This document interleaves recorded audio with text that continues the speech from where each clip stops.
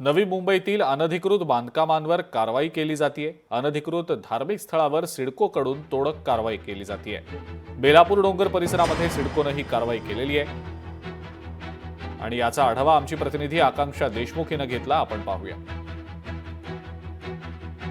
CBD Belapur येथील पारसिक डोंगरावर मोठ्या प्रमाणात मंदिरं आहेत आणि ती मंदिरं आहेत जी अनधिकृत आहेत। मोठ्या प्रमाणात बांधकाम देखील सुरू आहे।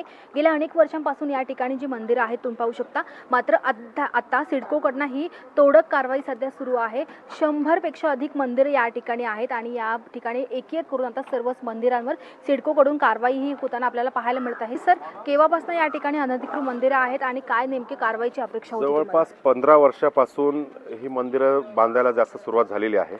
याच्यापूर्वी 1-2 मंदिरं होती, नाही असं नाही, परंतु एकाने मंदिर बांधलं की लगेच दुसऱ्याने मंदिर बांधायला सुरुवात केलेली आहे आणि हे सगळे परप्रांतीय बाहेरून येऊन इथे अतिक्रमण करीत आहेत। बरीच वर्ष झाली की हे प्रकार सुरू आहेत। त्याच्या मागे आम्ही त्यांना सांगत होतो की पाठपुरावा बराच केला बेलापूर सेव्ह बेलापूर हिलच्या माध्यमातून, वैयक्तिक मार्गातून, पण आतापर्यंत विशेष कारवाई झाल्या नव्हत्या। आज कारवाईला सुरुवात झाली आहे। साधारण 2-3 मंदिरांवर कारवाई झालेली आहे। आपण बघताय की आणि तिथे वर जायला ते म्हणजे बघायला ते परवानगी देत नाहीत, परंतु झाल्यानंतर ते ॲक्च्युअली दृश्य समजेल की नक्की किती कारवाई झाली आहे। उशिरा का होऊ नये, सिडकोला जाग आलेली आहे। अनधिकृत मंदिरांवर ही जी कारवाई सुरू आहे त्यामुळे बेलापूरकरांनी एक सुटकेचा निश्वास व्यक्त केलेला आहे। लोकशाही मराठीसाठी मी आकांक्षा देशमुख, नवी मुंबई।